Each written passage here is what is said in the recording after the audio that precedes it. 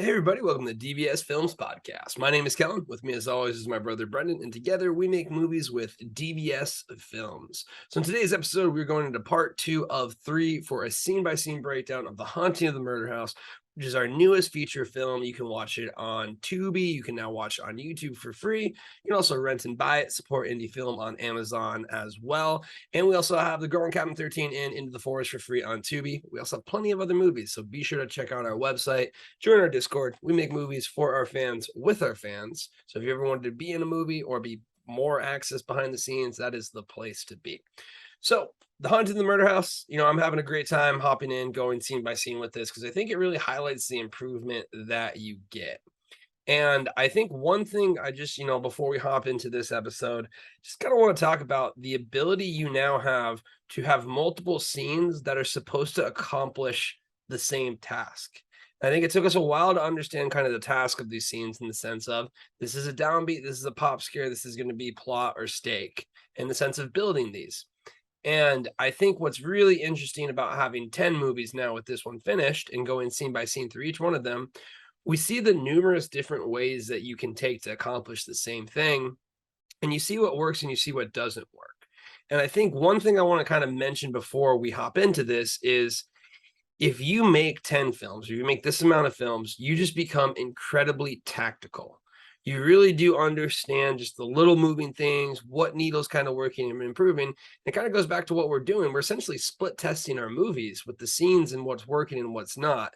So once we get to something like The Haunting of the Murder House, it's just so much better, more so because we found the ways not to do it, and it's really unlocked the ways to do it. So when I'm going through the scene by scene breakdown, I kind of get a feeling of like, yes, this is the heightened version. If I look at a little piece from here, a little piece from here, a little piece from here, put it all together, that's our better scene now. So, do you want to talk about that before we hop into and why it is important to finish your product, do something like this, because it's going to provide you way more experience. And that's the most important part if you want to have a long term filmmaking career.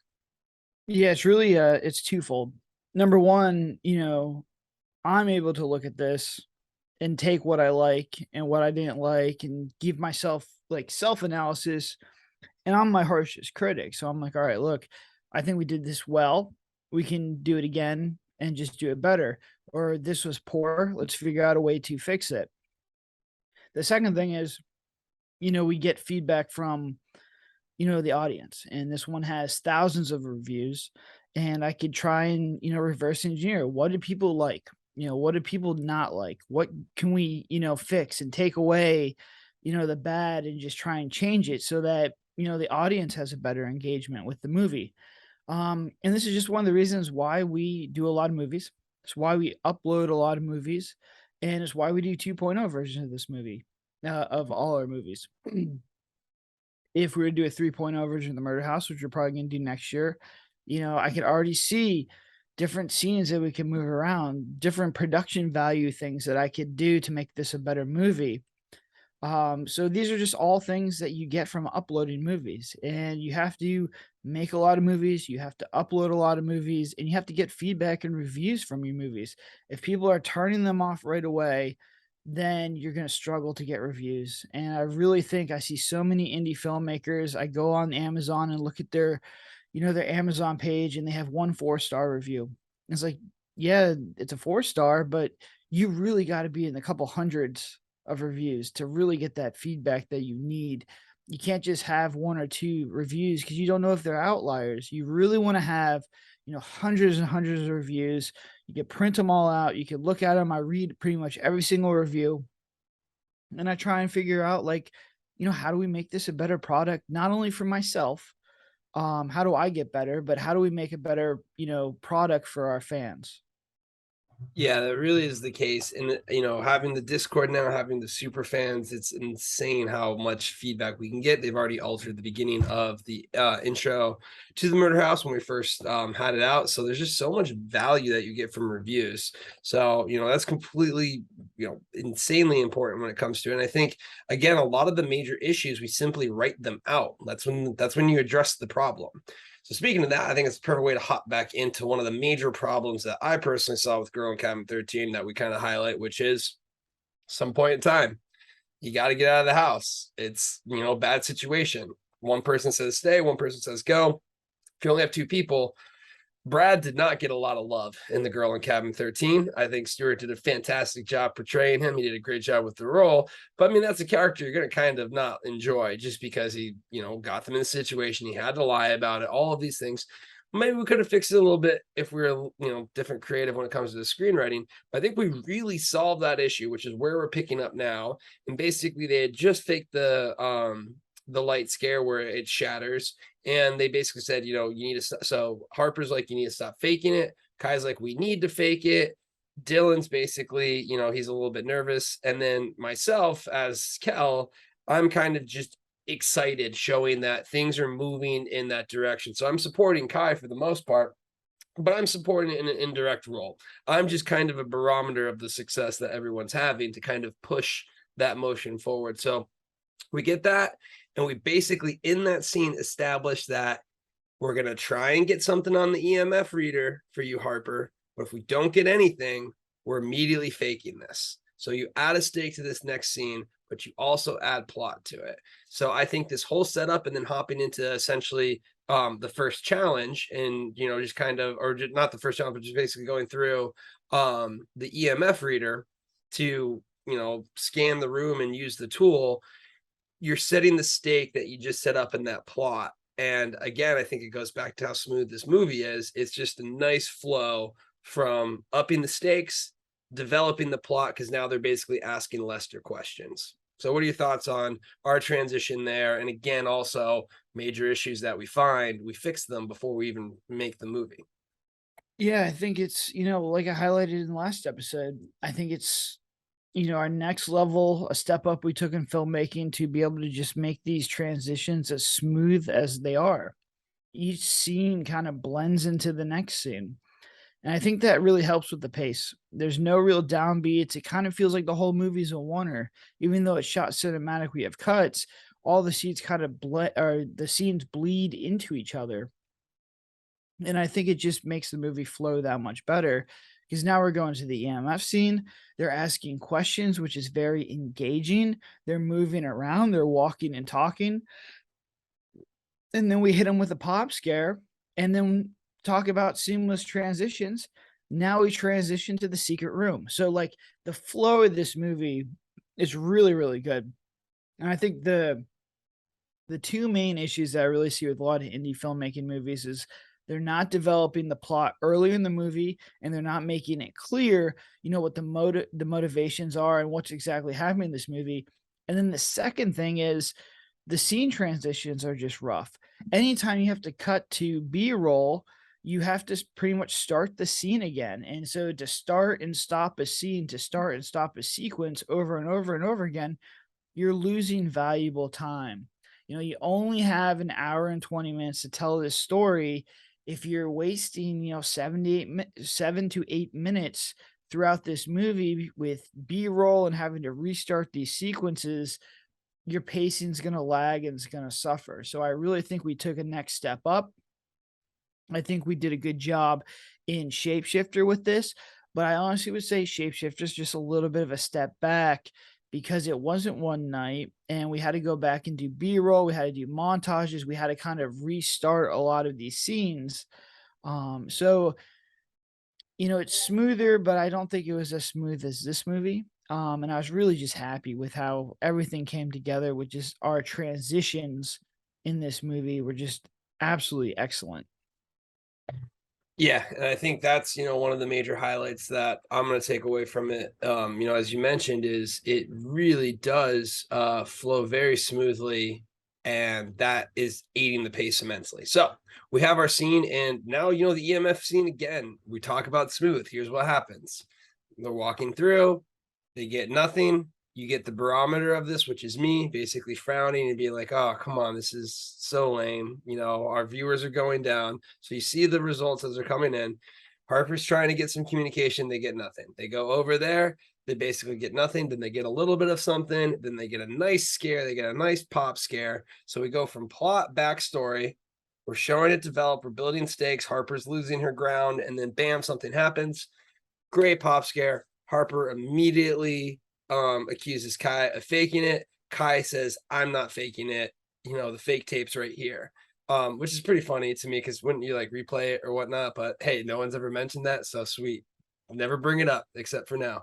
But it's again another smooth scene. I think this is probably of the smoother ones. I think this might be my favorite one in the sense of if you combine it with the light bulb scare and just kind of say that's one smooth chunk there, again, we're picking up steam here. It's really, really good. So what are your thoughts on, the EMF, the pop scare, which is audio based? You get a lean in because everyone's trying to listen, so you almost feel like you're pulled into it, and then there's your scream. Yeah, no, I think it's solid. Like it's a good transition. The audio scare, it works really well. Um, and anytime they have like stuff coming out of a radio with a very loud noise, it usually works pretty well. You get a nice slow pan in there, and people liked it. That was one of our top ranked scares too. And once again, it goes back to you faked it. No, I didn't. And I think right now is the first time you actually start to see like, oh, something really paranormal is happening, or at least some things that they can't explain. And then it transitions very smoothly into Dylan smacks into the back of the wall. We get a hole in the wall, and now you have the opportunity to transition to the next sequence, which is the locked in sequence with Kai. Yeah, no, it really is one of those things where again, it flows immediately. You have the hole in the wall. He gets into it and they start explaining it. This goes great with basically getting the streams up. So the stakes are now up. So immediately with them going from a pop scare, what do you get? We get plot and stakes. Why did Lester have this? I don't know. He's a creeper. What's going on here? It's spooky. It's fine. Okay, let's set up what the challenges are. This is when we introduced the challenge. I remember the challenges were something where like I remember I was heavily pushing for these just because I'm like, it's a great way to segment it, and I stand by it. It basically is how we progress kind of the next phase of the movie is by saying, hey, listen, you know, we have to do these things for our stream. So it prompts them to kind of do things you wouldn't do. Because if you think you're in a spooky house, why would you lock someone in, a room? It doesn't really make sense. Well, if you're trying to do it for views, why would you do a seance there? And I thought to me, the streaming element and something like that, that's just an example of plot being able to, help smooth over things where it's like, why would you do this in this house? So I really do feel like, we have their attention. It's making sense. We established the plot there, and now we're upping the stakes again by actually locking him in there. Yeah, definitely increases the stakes. Mannequins are scary. And they're pushing the limits of like what they're trying to get. So I definitely think it's cool. This whole lock-in sequence, in theory, it's good. I think that this would be the only two things that didn't work out as well as I had them in my head would probably be the intro with Reynolds and the cop in this scene. And I think this scene didn't work out for two reasons. Number one, I think I needed to have more closer reaction shots to his face of him just really having fear. And number two, those mannequins really just needed to move. Someone needed to be a mannequin. And what I was trying to get was like the Doctor Who episode with the angels where they kind of turn and move around. I always thought that was a really cool episode. And you're stuck in there with all these creepy things. It's just a scary situation. I think if we were to do it again, I have more mannequins. I think that would have probably helped it out. So you can't really watch them all. Would have been a cool thing. But really, that room was very limited. It wasn't very big. Once again, like it comes down to production value. The production value wasn't there. Um, so I had a lot of coverage of this. This whole scene was very difficult to edit because it just was not getting better. But it's good because we took it to the Discord. They gave me some ideas. We added some footsteps. We added some other noises. And there's a lot of reviews out there saying that this was, a lot of people's favorite scene. To me, I think we could have done a better job. Um, but we now know that we can actually do it, in the Murder House 3.0. I'd actually have this in the basement or the attic or another creepy room and really just have it like dim, like it's just dungy and like grimy. And there's like, I would have mannequins with like a sheet over them. I have mannequins that were just there. and just a wide open space, I think could just allow me to shoot it a little bit better. We could have had people in the actual mannequins moving, and that would have just made it such a better scene. But once again, it just comes from experience. We know at worst case scenario, we have this kind of scene. And the next time, we'll just do it better. Yeah, I mean, I really do agree, and the big thing for me is, what you mentioned, production value. I really do think that a lot of the things in this movie are simply just a shift upward in the production value. Um, and that's why I think when we're talking about this and we're like, this is a good scene, this is this, really the only thing you're missing is production value, is a scarier manner, is more days, those little things that are easily upgraded. But the things that we do hone in on are things that are really just kind of structurally broken or even below the level of the production value, that we know that we're attainable in that sense. And I think the mannequin scene, and it's pretty funny too, because of the things that we talked about, what are the scenes that we really talked about fixing? The intro, which we just cut down, the mannequin scene, which we just kind of worked on, added noises and tried to improve it. And then at the very end, the outro scene where, he hops in, and that was something we completely picked up. All of those things, as soon as we were done, like I remember mentioning we should have shot the mannequins would move like one of the last day. Like we were already talking about it after we did it. So it just kind of shows you like immediately in the process, I feel like we had feelings, well, this, and it just makes you think. And then a lot of times, we always say this on set. It's like, shoot, like, why don't we think about this earlier? Or something like that comes up. So again, another testament to why you need to go ahead and do either like a pre-production to kind of ease this ability, but then more importantly, as soon as you're done filming it, you'll know. Because again, having someone in there as a mannequin, I think that works perfectly. With that being said, though, like you said, we didn't really get much flack for it. People liked the scene. Again, I think Carlita, the Carl mask on the mannequin, is pretty terrifying in its sense. But you go immediately from that, we get them out, we pull them out. Kai's pretty freaked out because again, Kai's he thinks all of this is fake. He saw something moving. He's kind of panicked. And then I basically, reassure him, hey, we're getting a lot of views, we're doing good. It settles him down, and he's perfectly fine to keep going. So I think it's a perfect, again, putting Kai in the room, having this character develop like this. And like you've mentioned before, the way that this scene, transfers is the door opens and Harper brings it right out. So perfect right into this. We talk about it, and then we immediately hop into, all right, time for the next challenge. Yeah, no, I mean, the transition's great. We're moving. His motivation doesn't make too much sense, but Tyler's a really good actor, and he kind of plays the character who just kind of like, it's like, oh man, that thing just happened to me. All right, like I'm a little bit worried, but it's fine. And then it's just on to the next thing is completely fine. And he did that a good job in the Shapeshifter. Similar scene in that movie. And that takes skill to like be able to do that, to act scared and fearful, and then just kind of like slowly transition back to like, all right, look, like I guess that mannequin turning and freaking out was just all in my head within like 3 minutes. So a little movie magic there, takes skill as an actor. But once again, like, look, they're out there, they address it. He's like, I'm fine. And they kind of give him like a little bit of shit. And then we transition right into the next sequence, which is the Ouija board sequence. So we're still moving quickly. We're moving at a good pace. The transitions are good. Um, and it's just like, once again, there's just a good, well-paced movie. I'm really happy with how this all, was handled. I just think the Ouija board should have been done before the lock-in sequence.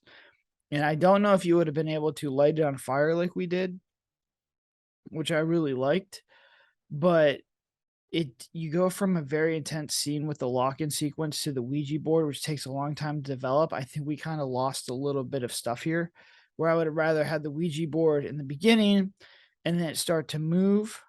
Or maybe like after the light scare, and they think that they're moving the Ouija board, um, and you think that's fake, but it turns out it's kind of real. I think would have been a better sequence because it's just like they're just off to go from this crazy lock-in sequence to the Ouija board, which is really just asking. There's not a lot of stakes with the Ouija board until it catches on fire. It just felt a little bit off, and there's a lot of reviews saying like, the movie was very fast and upbeat until we hit that Ouija board scene because it does take a long time to develop.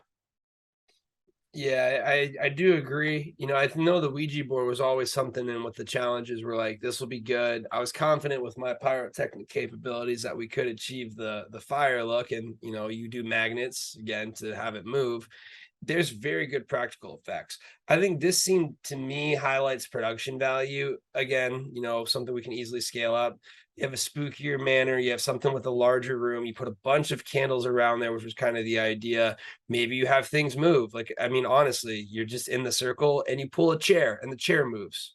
What was that? That was really spooky. Like, there's a lot of little things. And I think to me, the Ouija board was where our production value kind of showed the most, just where we're at, and yet we pulled it off to a really good degree. Because I mean, we're in the middle of a garage. You know, if you look at that scene, like that's just in like a normal garage, and you don't really feel that. Like I honestly, I don't even notice the garage door that's directly behind Dylan. That's like right there. It like doesn't take me out of it. I am engaged. I think the big thing with this one is it's so slow to ask a question. And this might be for horror ones. I don't know. Maybe I need to watch Ouija. Like I didn't watch much Ouija stuff before we did this scene, but like I mean, we were spelling stuff out and doing this, and like, was there a proper way to just have them talk faster? Because I think the problem to me is we either ask one too many questions or that whole development. Because the slow part, I mean, it's funny because even Kel is like, would you guys just shut up and keep progressing? So it's almost kind of like that. I think we got caught up in again just progressing dialogue, and it's the same cuts back and forth. There's not really much movement. The movement comes once the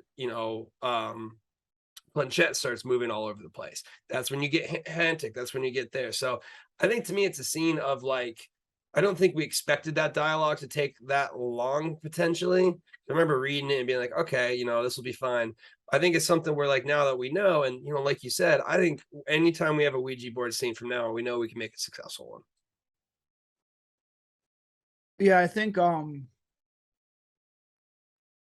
the issue is just it's right after that lock-in sequence, and that lock-in sequence just ups the pace. Like, I think the overall length and, with the dialogue and everything is fine. I really like the Ouija board sequence. I think it's engaging. You're showing things, there's different cuts in there. It was just a very well edited scene. It just needs to be earlier in the movie. It just takes a step back with the stakes, and I think that's why it seems longer is because you're like, "Oh, well, we just had this gnarly scene with, these mannequins popping out and attacking this dude. That's what I wanna see," and now we're going back to, "Alright, is this board gonna, like, kill me? Is this board gonna, go crazy or do anything?" And yeah, it does go nuts, but you like, I'm not scared of a Ouija board, I'm scared of mannequins, so it's in the opposite order.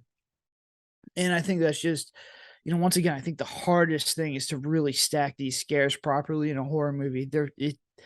There's so much like volatility on just like how these things are in your head and how they actually turn out, especially on an indie level where you really don't have the opportunity to get a million takes or to do a ton of pre-production stuff. Some of them hit, like the light falling down, and some of them just miss, like the intro hook. It's just I don't even know, and I've done a lot of these movies. So, I think what you need to do is just do a lot of these movies, learn from them, and now that's the easy fix, right?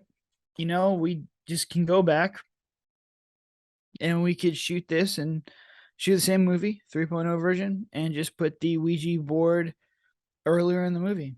And you could probably take out one of those walk and talk dialogue scenes and do the same objective and do the same lore dump with the Ouija board. And then it's way more engaging. And you can end that scene with the Ouija board moving. Or the other one I wanted to try was like put bungee cords on the Ouija board and have the whole table just fling against the wall. Would have been really good. And that would have really got that movie cranking at that point. And I think that's just the way to get the 3.0 version to go where it needs to essentially get to. Yeah, no, I can see that. I think the big thing with the placement here, as you kind of mentioned, we led with this becomes the real active hook. You know, this becomes everyone witnessed something. that is not explainable, even as much as Kai likes to say there was candles there, which goes back to his amazing ability, as you mentioned, to just immediately brush off what he just saw, and it works. But essentially you have that happen. So Ouija board, bust into flames. Again, great scene, great scare. You're back at 100% in the sense of this going, and now you have the active element to it. So what happens here? The characters play out their dynamics. You have Dylan, I'm getting out of here. Dylan goes up to there. They basically all come up and they're like, what's going on? And again, if we set them up correctly, Harper, this is amazing. We just saw paranormal. What is this? Kai, we're going to be rich. And both of them are kind of feeding off that to be like, hey, let's talk this out. So the first thing they do is disengage, try and be like, hey, listen. Then they have a little sidebar, essentially Kai's like, we need him.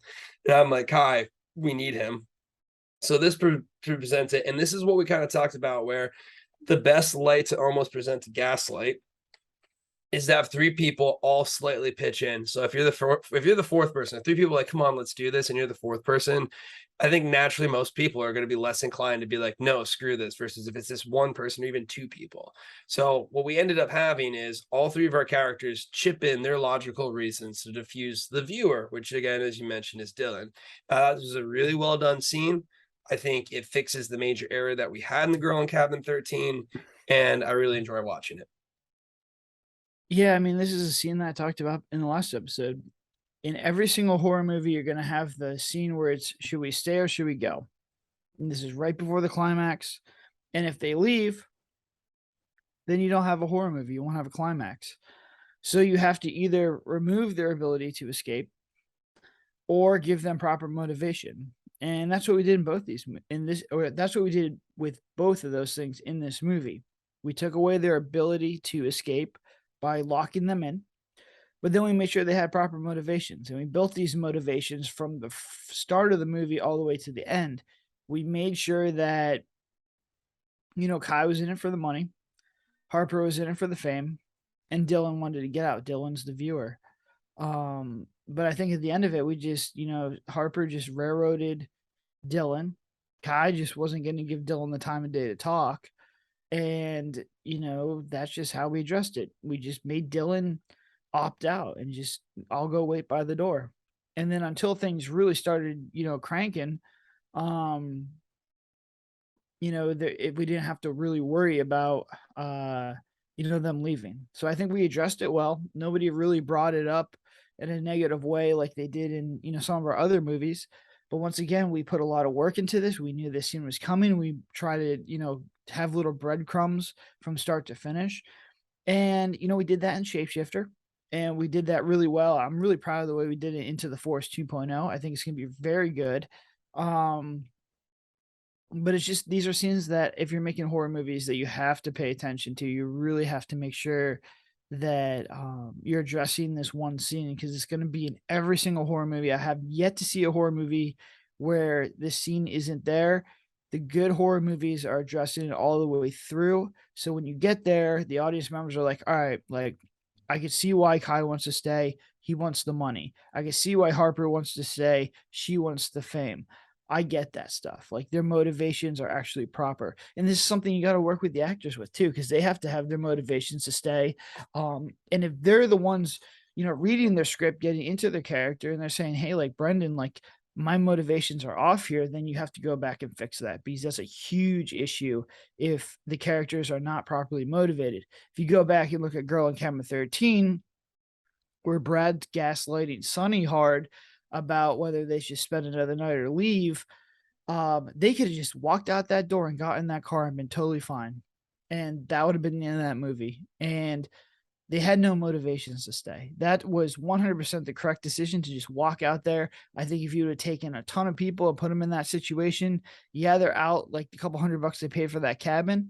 But after seeing a clown in the woods chasing him, I'd be out of there too. So that was where we just didn't do that scene well. Come back, learn from it, did it better in the murder house, and we've done it good in the Shapeshifter movie and the Into the Forest too. Yeah, no, I do agree in the sense that this is what I want to highlight, where you will find places that like it was so to me it was so painful. And you know, I can look back and I think again, I think we're getting past the painful more point, but I say that and probably 2 movies from now we'll look back at Murder House and be like, hey, we were doing this. That's just progression and growth. But it was so painful for me to watch kind of that lack of plot or like reasoning for it. And it was really something where I think it goes back to us just playing it super safe. We just wanted something, you know, you didn't have to risk any kind of explanation. You can just kind of go straight forward, gets the job done. Amazing movie, super proud of it in that sense. But yeah, it's something that it was so on my mind going into this one that I feel like again we really made sure to make it addressed in a very good way. So you have this, and not only do you have this, you have them convinced that we have to do the next scene, which is our seance scene. So we have our seance scene and we have our radio scene. And I say that this is the best sequence pop scare that we've done. And I think it's because it's a hopping back and forth. So it's really paced well. I think it's the best paced pop scare in the sense of you're having two things happen in action. Is each of the scare that good? I think the radio is pretty good. I think Kai falling over and having a seizure is you can do a little bit better stuff there. But between both of those things, you can easily increase the production value a ton, super easy ways. And then bam, you have this amazing scene. But I think what we unlocked was the dual build up pop scare. And you see it a lot in Hollywood. Like I've seen it a lot in different horror movies, is you're basically doing one scare and then another scare. But I thought it was really, really done. And it goes back to noise is scary, radio is scary. I love that song. And you know, we had a lot of people say that that was one of their favorite ones was the radio pop scare and the seance. But we did have some people say the seance after that they didn't really like it that much. But that was back before we really kind of made some of the edits to it. That was like the super fan feedback. But overall, I think the flow of the all of it works off. It's a nice crescendo. Yeah, I think with the seance, it just messes with the pace of the movie a little bit because it takes a while for you have like this downbeat. So you have a very tense moment with whether they should stay or should they go. You know, you're working off of a high dialogue thing. It should just be it feels like this is the start of the climax. And it really or it should be the start of the climax. And really the climax starts with Dylan's head getting smashed in. If I were to do this again, I would have them like reading out of Lester's journal or something. I would have the radio go much faster. I think the Latin and the time it takes to set up is just very, very long. They also narrate to the camera for a little bit, so it takes a while to get going. So I don't think it was like anything other than it takes a while to get going and it takes a while for Dylan to get to that radio. It's just a slower developing sequence. But I don't know if I think it kind of needs to be like that because it does climax pretty good and it needs to go where it needs to get to. But I mean, I think the seance, I think it's like what we talk a lot about like Occam's razor. I think we could have just immediately started the sequence of them making the concoction and pouring the salt, which I think was really engaging, and then trying to figure out how to get Dylan to that radio as quickly as possible and Kai to have a seizure. Like I think all the dialogue in the Latin could have been cut out and people would have understood what we were doing. They're doing like a seance thing. Like that whole thing where we're building that cup in the salt circle and everything, is good. And that was enough to be like, all right, look, these guys are doing something like to try and conjure this dude. And I think you just start with that and really cut all the dialogue stuff out. And I think it would have been a better sequence. Yeah, I mean, honestly, I do agree in the sense that it takes a little bit slow to do it, but I think the overall structure is what I really enjoy in the sense of it's that dual nature pop one. And I think it's something where you can easily take, you know, if you have a lot of different people, you have a lot of different streams and you play up that element, you can really have the multiple takes, but it provides a quick one. So that's going to go ahead and wrap up this episode. In the last episode, we're going to go ahead and talk about basically the finale. You know, this is kind of kicking off the finale, I would say, for the most part. But up until this point, you know, I think the best thing that you can really talk about is how smooth and how fast movies are. The one thing I like about the Shapeshifters is incredibly fast. I think it's especially fast in the earlier points that we do. And then the thing about the End of the Force 2.0 is the script reads incredibly fast. And I think, before we end real quick, do you just want to talk about, what your main takeaway is, but in the sense of just the increase in pacing and fluidity when it comes to the movie, and again, how critical that is, because I think it's the overall theme that what we're starting to see in the Murder House. Yeah, I think the faster paced your movie is, the more success it's going to have. I mean, I bet a lot of money on that. And now we're even like looking back at the Murder House, we're picking in isolated sequences that just were too slow. And I think that you can go even faster. I think the shapeshifter is faster. I think Into the Forest is faster. The probably the next one we do will be even faster than that. And I think it'll make a better movie. I think it will make a movie that makes more revenue because we make all our money off AVOD platforms, and you really just need people to watch your movie from start to finish. And we'll get more feedback as well. We'll get better as a filmmaker because people are watching the movie, they're interacting with the movie, and they're going to leave a review if they watched it all. Nobody leaves a review for a movie that they turn off like halfway through it or in the first half. So I think that's honestly like my number one advice for indie filmmakers is to just go as fast as you can. And when you go as fast as you can, it's not fast enough. Like you've already given me the script for Into the Forest 2.0. When I first started, I'd be like, whoa, we got to put some downbeats in here. We got to like slow this thing down. This is too crazy. And like I went and reviewed the whole script today and I tried to speed it up as much as I could. So it's always easier to go faster because if at that point, you can always add scenes. Like you can always add B-roll. You could slow down the movie. You can add pickups to slow it down. To speed a movie up requires you to cut scenes. And when you cut scenes, it's never good for your movie. So, that would be my advice. It's a learning lesson. Each one we try and get better, we try and get faster. But I think we're getting to the point now where we're getting very good at pacing these movies out. Yeah, and I'm excited. I think again, Shapeshifter, we're gonna probably have the same thing where we talk about just how fast this movie is, what the improvements are, and then before you know it, we'll have Into the Forest as well too, a la the blessing of found footage, which is as long as we film everything, it'll be very quick and easy to edit through it. So we're very excited for it. In the last episode, again, we're gonna basically highlight the finale for it. But until then, be sure to take a look and find us online. DVS Films, our Discord channel is a place to be because we make movies for our fans, with our fans. So if you ever wanted to be in a movie, you can have the chance to because we have open auditions. But until then, have a good one.